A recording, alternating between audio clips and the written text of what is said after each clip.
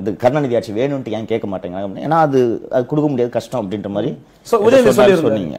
கொடுக்க முடியாது கஷ்டம்னா என்ன காரணம்னா 2008 என்று நினைக்கிறேன், தி பார்க் ஹோட்டல்னு ஜெமினியில் மேம்பாலம் அருகே ஒரு ஹோட்டல் இருக்கிறது.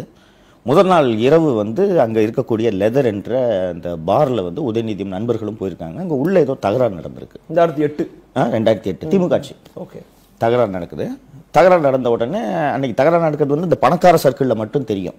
மறுநாள் காலைல பார்த்தீங்கன்னா 5 மணிக்கு அந்த காம்பவுண்டு அவங்க அந்த நீர் தொட்டியை கொஞ்சம் இட ஆக்கிரமிப்பு பண்ணிட்டாங்கன்னு சென்னை மாநகராட்சியோட பொக்லைன் அந்த காம்பவுண்ட் சுவர் பூரா இடிச்சு போட்டாங்க.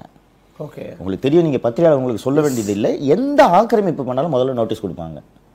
நோட்டீஸ் கொடுத்தா வழக்கமாக எல்லாரும் என்ன பண்ணுவாங்க, கோர்ட்டில் போய் நோட்டீஸ்க்கு ஸ்டே வாங்கிடுவாங்க. அப்படி இல்லைன்னா ராட்டிஃபிகேஷன் கேட்பாங்க. சரி, நாங்கள் தவறாக கட்டிட்டோம், கொஞ்சம் அதுக்கு ஃபைன் போடுங்க அப்படி இப்படின்னு சொல்லிட்டு கேட்பாங்க. இந்த ப்ராசஸ் ஸ்டார்ட் பண்ணாலே 2 வருஷம் ஆகும் முடியறதுக்கு.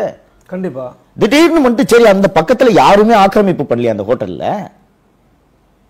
ஏன் தி பார்க் ஹோட்டல் மட்டும் ஏன் இடிச்சாங்க அன்னைக்கு? என்ன காரணம்னா அன்னைக்கு இன்று உதயநிதி அவர்களின் ஆதரவாளர் அல்ல, அடிமையாக இருக்கக்கூடிய மா சுப்பிரமணியன் சென்னை மாநகராட்சியோட மேயர் கூப்பிட்டு சொல்றாங்க, காலைல 5 மணிக்கு இடிக்கிறாங்க. நிர்வாகம் மண்டியிட்டது.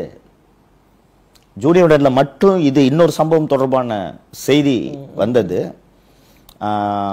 அவர் எனக்கு சரியான இல்லை, அமிர்தத்தோட மகன், பட் கலைஞரோட நெருக்கமான ஒரு அமிர்தத்தோட மகன். அவரோட வழக்கமாக பண்ணுற வேலை என்னன்னு கேட்டிங்கன்னா, எங்கேருந்தாவது இவர் கார் எடுத்துக்கிட்டு வருவார், இவரோட காரில் வருவார். வேறு ஒரு நண்பர், அது பெண் நண்பராகவும் இருக்கலாம், காரில் சவேராக்கு வருவாங்க. வந்தவுடனே ஒரு காரை அங்கேயே விட்டுட்டு இன்னொரு காரில் 2 பேரும் கிளம்பி போயிடுவாங்க. போயிட்டு இரவு 11 மணிக்கு வருவாங்க.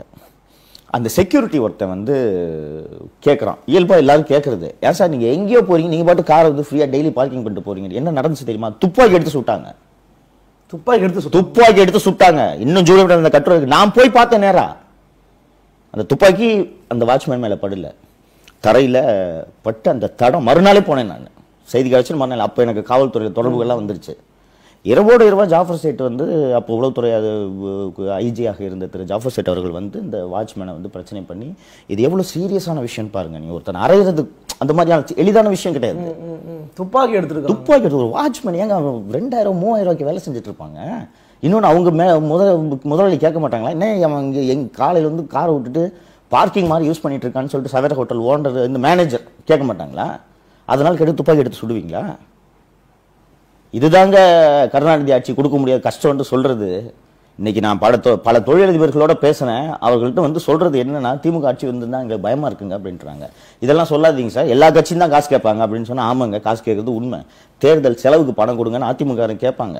ஆட்சியில் இருக்கும்போது திமுக ஆட்சிக்கு வந்தா எங்களுக்கு கம்பெனியில் இருக்க ஷேரை கொடுங்கன்னு கேட்பாங்க. அதனால தாங்க எங்களுக்கு பயமா இருக்குன்னு சொல்றாங்க. இதைத்தான் ஒருவேளை உதயநிதி அவர்கள் கலைஞர் ஆட்சி கஷ்டம் அப்படின்னு சொல்றாரு.